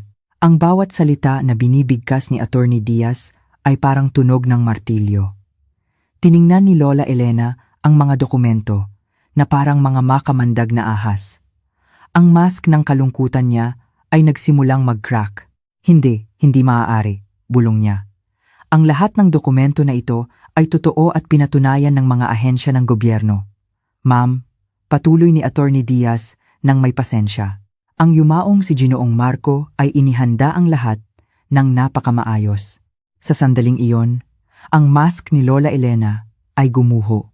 Ang pagtanggi ay mabilis na naging nagngangalit na galit. Ang kanyang mukha ay namula at ang mga ugat sa kanyang leeg ay umumbok. Peke ang lahat ng ito. Sigaw niya, Itinuro ang mga dokumento gamit ang nanginginig na daliri. Hindi ako naniniwala. Hindi ito magagawa sa akin ni Marco, ang sarili niyang ina. Pagkatapos, ibinaling niya ang kanyang galit na tingin kay Maya. Ito ay gawa mo, ular na babae. Tiyak na inimpluwensyahan mo ang aking anak. Hinugasan mo ang kanyang utak upang labanan ang kanyang sariling ina. May kulam ka. Tahimik pa rin si Maya. Naalala ang mensahe ni Attorney Diaz na huwag magpadala. Tiningnan lang niya ang kanyang biyenan ng tingin na mahirap ipaliwanag. Nang makita ang katahimikan ni Maya bilang kahinaan, lalong nag-alab si Lola Elena. Tumayo siya, humihingal. Ang kanyang mga mata ay nag-aapoy dahil sa galit at kawalan ng pag-asa. Alam kong gumamit ka ng kulam, witchcraft, pellet love, potion, ang ginamit mo sa anak ko para sumunod siya sa iyo at kalimutan ang ina na nagbigay buhay sa kanya. Lik na babae, walang hiya. Ang huling akusasyon na iyon ang akusasyon ng paggamit ng black magic upang manipulahin ang pag-ibig ng kanyang asawa ay ang pinakamataas na kahihiyan. Dinungisan nito ang sagradong alaala ni Maya kay Marco. Iyon na ang limitasyon. Ang galit ni Lola Elena ay lumampas sa limitasyon na isinulat ni Marco sa kanyang mensahe. Sa sandaling iyon, kumilos si Maya. Sa kalmado at nasusukat na paggalaw, kinuha niya ang kanyang handbag. Ang lahat ng ingay sa silid ay tila tumigil. Naghihintay kung ano ang gagawin niya. Hindi siya sumigaw, hindi siya sumagot. Kinuha lang niya ang isang makapal na brown envelope mula sa loob ng kanyang bag. Ang parehong envelope na nakita niya sa ilalim ng deposit box. Nang napakabagal, inilapag niya iyon sa ibabaw ng glass table sa pagitan niya at ng kanyang biyenan. Ang sigaw ni Lola Elena ay natigil sa kanyang lalamunan. Ang kanyang mga mata ay nakatitig sa envelope na iyon. Sa handwriting na kilala niyang kilala, ang handwriting ni Marco, ang kanyang anak. Tinaas ni Maya ang kanyang ulo, tumingin ng diretso sa mata ni Lola Elena. Ang kanyang boses ay lumabas ng malinaw at matatag, hinahati ang matinding katahimikan. Ipinagkatiwala ito ni Marco para sa iyo, inay. Biglang natahimik ang silid, maging ang tunog ng wall clock ay tila nagpipigil ng hininga. Ang brown envelope ay nakalapag sa gitna ng mesa, naging sentro ng lahat ng tensyon. Tinitigan iyon ni Lola Elena na may magkahalong takot at pagtataka. Ang handwriting ni Marco doon ay napakatotoo. Isang echo mula sa nakaraan na dumating upang husgahan siya. Ang kanyang galit na kanina ay nag-aalab ay humupa, napalitan ng isang malamig na masamang pakiramdam na gumapang sa kanyang likod. Ano pa ito? Anong sorpresa pa ang inihanda ng kanyang anak? Sa magaspang na paggalaw, na sinusubukang itago ang kanyang nanginginig na kamay, inagaw ni Lola Elena ang envelope mula sa mesa. Pinunit niya iyon nang walang pasensya, kinuha ang ilang piraso ng papel na nakatupi sa loob. Si Attorney Diaz at si Maya ay nanood lamang ng tahimik, nagbigay ng espasyo para sa sandali ng katotohanan na ito na maipahayag. Nagsimulang magbasa si Lola Elena. Ang unang linya ay agad na tumusok sa kanya. Inay, isinulat ko ang liham na ito ng may napakabigat na puso. Isang liham na sana ay hindi mo na kailangang basahin. Hindi ito sulat ng paghingi ng tawad o sulat ng pangungulila ng isang anak. Ito ay isang liham ng paghaharap. Nagpatuloy si Lola Elena sa pagbasa at ang bawat talata na kanyang dinaanan ay parang layer ng balat na tinatanggal mula sa kanyang ego, inilalantad ang lahat ng kanyang kasinungalingan. Mula nang ipinakilala ko si Maya sa iyo, nakita ko na. Nakita ko ang iyong tingin ng hindi pagkakagusto. Ang paraan mo ng pagkumpara sa kanya sa ibang babae. Ang paraan mo ng pagparinig sa kanyang simpleng pinagmulan. Tahimik ako, inay. Tahimik ako dahil umasa ako na mababago ng oras ang iyong pananaw. Umasa ako na makikita mo ang kabutihan ng puso at katapatan ng babaeng minamahal ko. Tulad ng nakita ko, ngunit nagkamali ako. Ang aking pag-asa ay nawalan ng silbi. Tumatigas ang mukha ni Lola Elena. Naalala niya nang husto ang lahat ng pangyayaring iyon. Ang family party kung saan sinadya niyang purihin ang anak ng isang mayaman na kakilala sa harap ni Maya. Ang kanyang parinig tungkol sa pagluluto ni Maya na masyadong kampungan, provincial. Ginawa niya ang lahat ng iyon ng sinasadya, umaasa na magigising si Marco at iiwan ang babaeng iyon. Lumabas na hindi pala bulag si Marco. Nakita niya ang lahat. Nagpatuloy ang sulat. Ang tono ay lalong naging matatag at puno ng pagkadismaya.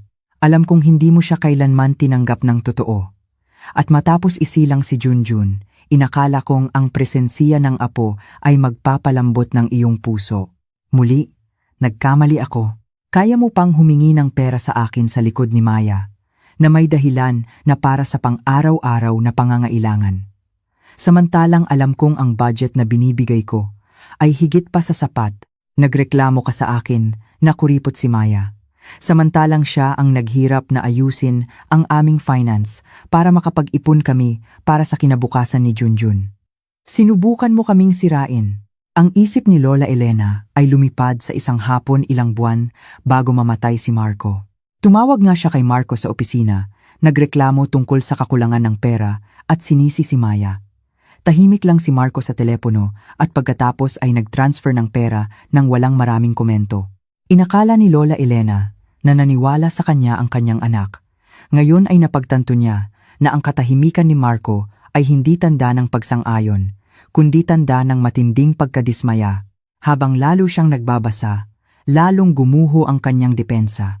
Ang sulat ay isang salamin na nagpapakita ng lahat ng kasamaan ng kanyang ugali na matagal na niyang itinago sa likod ng mask ng pagiging ina. Ang kasukdulan ay ang talata na nagpapaliwanag ng dahilan sa likod ng huling habilin. Kaya, inay, huwag mong sisihin si Maya sa huling habilin na ito. Ang huling habilin na ito ay naroroon hindi dahil sa kanyang impluwensiya. Ang huling habilin na ito ay naroroon dahil sa iyo, dahil kilala kita ng mas mabuti kaysa sinuman. Alam ko na, kung hindi ko ito gagawin, kukunin mo ang lahat. Kaya mo pang itaboy ang aking asawa at anak, ang sarili kong dugo, para sa pera at bahay. Ang huling habilin na ito, ang tanging paraan ko para protektahan sila kapag hindi ko na kaya. Ito ang consequence ng sarili mong ginawa. Natigilan si Lola Elena. Ang isang pagtanggi ay natigil sa kanyang lalamunan. Wala na siyang mababato pa. Ang kanyang sarili niyang anak ang nagsulat ng kanyang hatol. Hinusgahan siya at napatunayang nagkasala ng sarili niyang anak at pagkatapos ay dumating ang huling blow. Ang blow na hindi lang nagpabagsak sa kanyang dangal, kundi nagwasak din sa foundation ng kanyang kinabukasan. Bilang huli kong Tribute. Hindi kita hahayaang mamuhay ng mahirap. Sa buong panahong ito, ang buwanang pera na regular kong ipinapadala sa iyong account na sinabi kong karagdagan mula sa aking suweldo ay hindi talaga galing sa aking pera. Ito ay investment fund mula sa natitirang retirement fund ng yumaong ama na pinamahalaan ko. Sinadya kong gawin iyon para maramdaman mo pa rin ang respeto. Gayunpaman, gumawa rin ako ng kasunduan sa bangko. Kung magkakaroon ng legal na dispute sa aking asset na involve ka o kung ang huling habilin na ito ay opisyal na babasahin ng abogado, ang pagpapalabas ng buwanang fund na iyon ay titigil ng permanente sa parehong araw. Naayos ko na ang lahat. Patawarin mo ako, inay. Matutong mamuhay ng mag-isa. Ang papel ay nahulog mula sa kanyang kamay, lumipad at nahulog sa sahig sa pangalawang pagkakataon sa loob ng 2 araw. Pero sa pagkakataong ito, ang epekto ay mas nakakawasak. Hindi lang ang bahay ang nawala, hindi lang ang mana. Ang tanging pinagmumulan ng kanyang kabuhayan, ang huli niyang safety net, ay naputol na. Hindi lang nagtayo si Marco ng kuta para protektahan si Maya, sinira rin niya ang palasyo ni Lola Elena hanggang sa foundation nito. Isang garalgal at paraw, horse, na boses ang lumabas sa kanyang bibig. Mas parang daing ng nasaktang hayop kaysa boses ng tao. Hindi Marco, anak ko. Tiningnan niya si Maya na ngayon ay walang laman ang mga mata. Wala nang galit. Tanging lubusang pagkatalo. Ikaw, kaya mo bang gawin ito sa ina na nagbigay buhay sa iyong asawa? Bulong niya. Isang huling malungkot na pagtatangka na humingi ng simpatiya. Si Maya na kanina ay bato, ay sa wakas ay tumingin ng diretso sa mata ng kanyang biyenan. Sa unang pagkakataon, hinayaan niyang makita ang kaunting sakit niya. Nagsasalita ka tungkol sa pagiging bato, cruel, inay? Ang kanyang boses ay mababa ngunit matalim. Nasaan ang puso mo nang, ang sarili mong apo, ang anak ng anak na ipinagmamalaki mo ay nanginginig sa ginaw at gutom sa terasa ng 5 oras. Nasaan ang puso mo nang sinigawan mo siya bilang pabigat, karapatan ng isang ina? Nasaan ang karapatan ni Junjun bilang isang apo? Ang tanong na iyon ay hindi nangangailangan ng sagot. Bumagsak ulit si Lola Elena sa sofa. Ang kanyang katawan ay yumanig dahil sa hagulgol na ngayon ay totoo. Ang pag-iyak ng isang natalo na nawalan ng lahat dahil sa kanyang sariling kasakiman. Nang makita na wala nang kailangang pag-usapan, tumayo si Attorney Diaz. Tiningnan niya si Lola Elena ng professional na malamig na tingin. Ayon sa procedure, binibigyan namin kayo ng 48 oras para iempake ang inyong mga personal na gamit at voluntaryong lisanin ang bahay na ito, sabi niya ng matatag. Pagkatapos nito, mapipilitan kaming gumawa ng legal na hakbang para sa forced eviction, mangyaring makipagtulungan. Ang ultimatum na iyon ang naging katapusan ng lahat. Wala nang espasyo para sa negotiation. Tumayo si Maya, sumunod kay Attorney Diaz. Hindi na siya lumingon.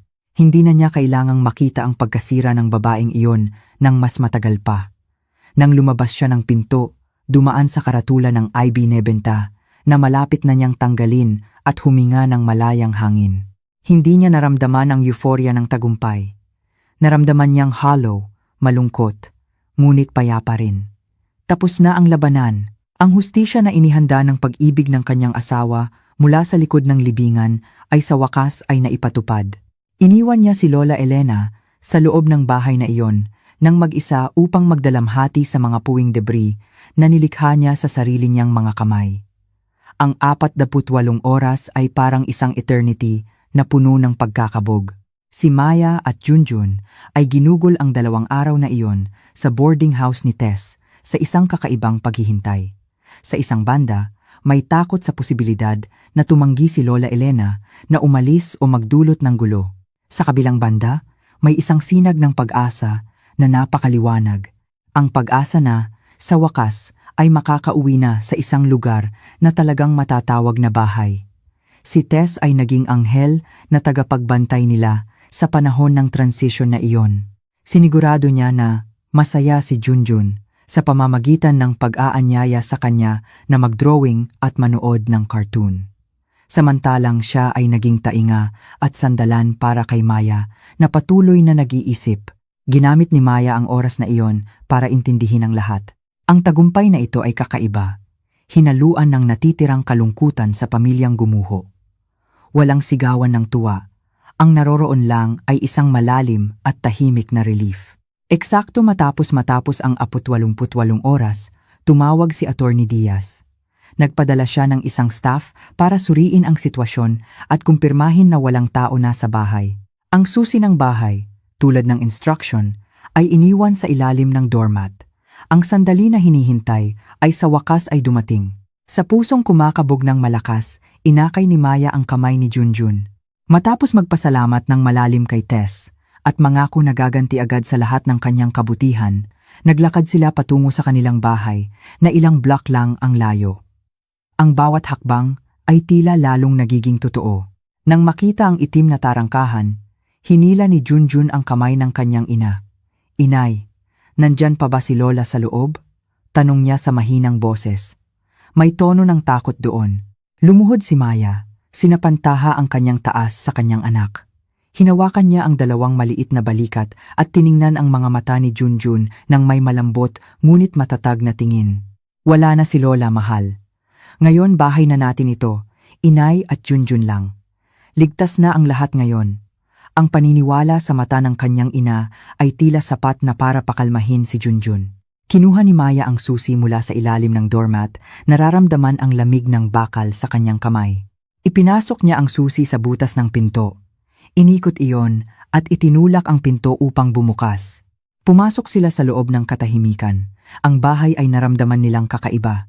Ang eko ng kanilang mga yapak ay naririnig ng malinaw sa walang laman na silid. Umalis na si Lola Elena. Dinala niya ang lahat ng kanyang personal na gamit. Ang kanyang kwarto ay talagang walang laman.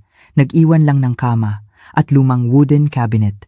Wala na ang kanyang mga larawan, ang kanyang mga ceramic display, o maging ang amoy ng kanyang paboritong medicated oil na dati ay laging naaamoy. Ang kanyang pag-alis ay tila sinipsip ang lahat ng lumang enerhiya na nakakabigat mula sa bahay na iyon. Ang hangin ay naramdaman niyang mas magaan, mas madaling hiningahan. Si Junjun, na kanina ay nagtatago sa likod ng paa ng kanyang ina, ay dahan-dahang naglakas loob. Ang kanyang bilog na mga mata ay nagmamasid sa paligid. At pagkatapos, tila napagtanto na ang banta ay talagang nawala. Binitiwan niya ang kamay ng kanyang ina at tumakbo patungo sa sarili niyang kwarto. "Mga laruan ko!" sigaw niya ng masaya. Nakita niya ang lahat ng kanyang mga laruan na nakatago pa rin ng maayos sa loob ng box. Si Lola Elena, sa kanyang pagmamadali, ay hindi na nagkaroon ng oras na guluhin ang mga gamit ng kanyang apo. Ang tunog ng masayang tawa ni Junjun ay nagsimulang punan ang kawalan ng bahay na iyon, parang unang musika na tinugtog sa isang bagong stage. Ang tunog na iyon ay tanda na ang buhay ay bumalik na. Nang makita ang kanyang anak na masaya, naramdaman ni Maya na uminit ang kanyang puso. Inilapag niya ang kanyang bag at nagsimula ng isang ritual. Hindi lang ito basta paglipat bahay. Ito ay isang proseso ng reclamation. Bawiin ang kanilang espasyo sa buhay. Ang una niyang ginawa ay buksan ang lahat ng bintana at pinto sa buong bahay, hinayaan ang hangin sa hapon, at ang natitirang sikat ng araw na pumasok, itinaboy ang stuff na hangin at ang masasamang alaala na naiwan. Pagkatapos ay pumasok siya sa master bedroom. Ang kanyang silid tulugan kasama si Marco noon na ginamit ni Lola Elena sa nakaraang buwan. Hinila niya ang bedsheet, pillowcase at kumot mula sa ibabaw ng kama. Nang may pagkasuklam, iginulong iyon at inilagay sa malaking trash bag. Hindi niya iyon lalabhan. Itatapon niya iyon kasama ang lahat ng bakas ng babaeng iyon. Pinalitan niya iyon ng malinis na bedsheet na dinala niya mula sa kanyang bag. Bedsheet na may motif ng maliliit na aster flower na binili niya noon kasama si Marco. Sa loob ng ilang oras, naglinis siya ng bahay nang walang pagod. Winalis niya ang bawat sulok, nagmop ng sahig gamit ang lemon-scented cleaner na sariwa at pinunasan ang alikabok mula sa bawat surface. Ang bawat paggalaw ng pagwawalis at pagmomop ay parang isang simbolikong aksyon, tinatanggal ang maruming nakaraan at inihahanda ang isang malinis na canvas para sa kinabukasan. Nang gabing iyon, sa unang pagkakataon, nagluto siya sa sarili niyang kusina na may payapa na pakiramdam. Simpleng menu lang, mainit na kanin at fried egg with soy sauce na paborito ni Junjun. Umupo silang dalawa sa mesa. Kadalasan, ang hapunan sa bahay na ito ay laging sinasamahan ng masasamang tingin o matatalim na parinig mula kay Lola Elena.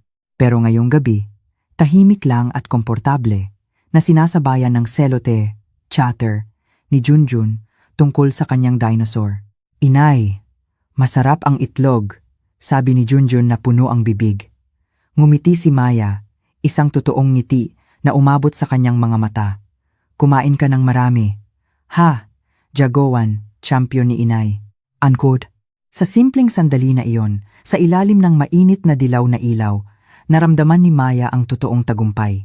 Ang tagumpay ay hindi nang makita niya ang kanyang biyenan na gumuho, kundi ngayon nang maaari siyang umupo ng kalmado at makita ang kanyang anak na kumakain ng masarap sa sarili nilang bahay nang walang takot. Matapos matulog si Junjun sa kanyang komportableng kwarto, dahan-dahang naglakad si Maya sa bahay. Hinawakan niya ang dingding, ang doorknob, ang picture frame ng kasal nila ni Marco na nakasabit pa rin sa dingding ng family room. "Bahay ko ito," bulong niya sa sarili. "Bahay namin ito." Ang kaligtasan na matagal nang nawala ay bumalik at yumakap sa kanya.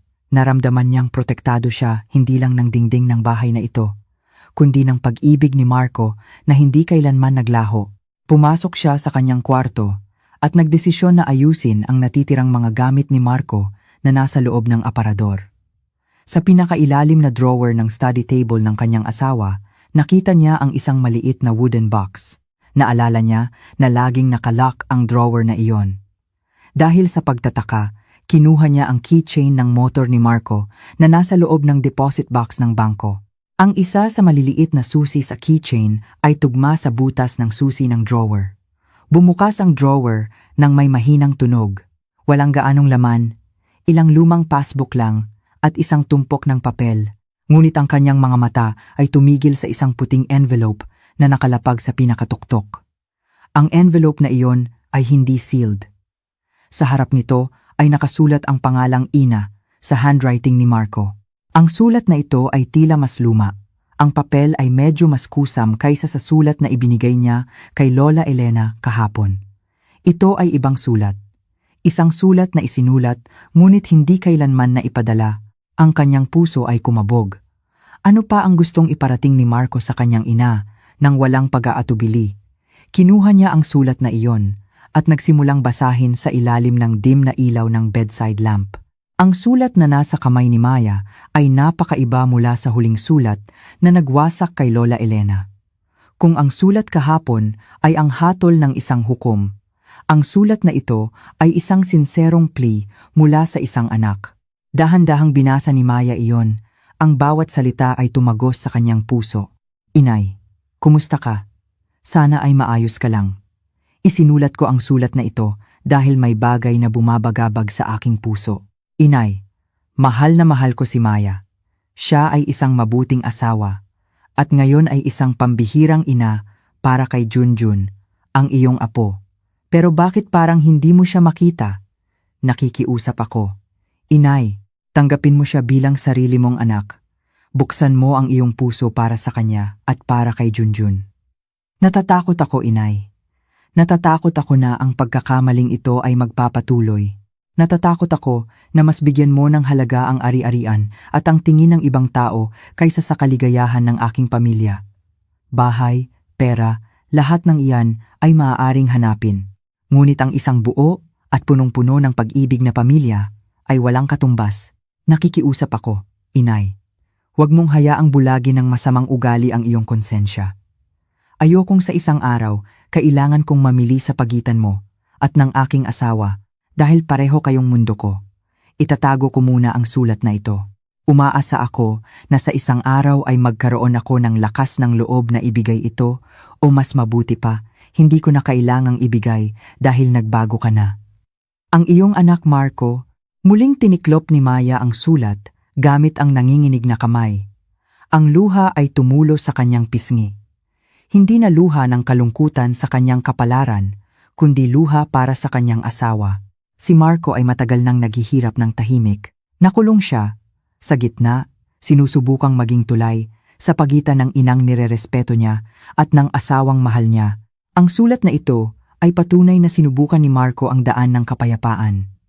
Nagmakaawa siya, umasa, at nagdasal para sa pagbabago na hindi kailanman dumating. Ang pagkabigo ni Lola Elena na magbago ang siyang nagpilit kay Marco na maghanda ng drastikong protection plan. Ang pagbabasa ng sulat na ito ay nagbigay kay Maya ng closure. Lalo niyang naintindihan kung gaano kalaki ang pag-ibig at responsibilidad na pinasa ng kanyang asawa ng mag-isa. Ang oras ay lumipas, ang linggo ay naging buwan. Ang bahay sa Kalye Sampaguita ay talagang nag-iba. Ang dingding na dati ay malamig ay ngayon ay mainit dahil sa tawa ni Junjun at amoy ng luto mula sa kusina. Si Maya, sa kapital na naiwan ni Marco, at ng isang bagong spirit, nagsimula ng isang maliit na lutong bahay catering business. Nagluto siya ng mga paborito niyang menu, mga resipe na mana mula sa kanyang ina. Ang mga order ay dumating mula sa word of mouth mula sa mga kaibigan ni Tess sa opisina at kumalat sa paligid. Ang kanyang negosyo ay nagsimulang lumago. Bawat umaga ay gumising siya hindi na may takot, kundi may layunin. Isang maaraw na hapon, halos isang buwan matapos silang bumalik, si Maya ay nagdidilig ng mga bulaklak sa harap ng bakuran. Si Junjun ay naglalaro ng plastic ball sa terasa. Ang buhay ay tila normal, payapa, at maganda. Sa sandaling iyon, mula sa dulo ng kalye, nakita niya ang isang matandang babae na naglalakad ng humahagok. Ang kanyang damit ay tila kusam. Ang kanyang buhok ay nakakalat, at ang kanyang lakad ay hindi na kasing tikas noon. Si Lola Elena iyon. Tumigil sandali ang puso ni Maya. Ang babae ay naglakad papalapit at huminto mismo sa tapat ng kalye, nakatingin sa bahay na may tingin na mahirap ipaliwanag. May pangungulila, pagsisisi, at pagkatalo doon. Mukha siyang mas matanda, payat, at talagang nag-iisa. Ang kanilang mga tingin ay nagtagpo. Tila may gustong sabihin si Lola Elena. Ang kanyang labi ay gumalaw ng walang tunog. Sa isang sandali, naramdaman ni Maya ang kaunting awa. Awa sa isang ina na nawalan ng lahat dahil sa sarili niyang kasakiman. Kailangan ba niyang buksan ang tarangkahan? Magtanong tungkol sa kanyang kalagayan? Mag-alok ng isang baso ng tubig? Ang ideya na iyon ay sumagi. Ngunit mabilis na nawala nang tumingin siya sa terasa. Nakita niya si Junjun. Ang kanyang anak na ngayon ay tumigil sa paglalaro at nakatingin sa figura ng kanyang lola na may ekspresyon ng pagkalito na hinaluan ng takot. Tumakbo si Junjun at niyakap ang paa ng kanyang ina. Naghahanap ng proteksyon. Sa sandaling iyon, alam ni Maya kung ano ang kailangan niyang gawin. Ang pagpili ng kanyang puso ay malinaw. Ang awa ay mas mababa kaysa sa kanyang obligasyon na protektahan ang mental peace ng kanyang anak. Nang walang galit, nang walang pagkamuhi, nagbigay lang si Maya ng isang maliit na magalang ngunit may distance na tango kay Lola Elena. Matapos iyon, tumalikod siya, inakay ang kamay ni Junjun at inanyayahan siyang pumasok sa loob ng bahay. Hindi siya tumakbo, naglakad lang siya ng kalmado. Pagdating sa sala, tumigil siya sandali sa harap ng bintana. Nakita niya si Lola Elena na nakatayo pa rin doon na parang isang marupok na estatwa. Sa dahan-dahan at matatag na paggalaw, hinila ni Maya ang kurtina, isinara ang bintana ng mahigpit. Isinara na niya ang pinto patungo sa nakaraan. Magpakailanman, naintindihan niya na ang karma ay hindi laging sa anyo ng bagyo at kidlat.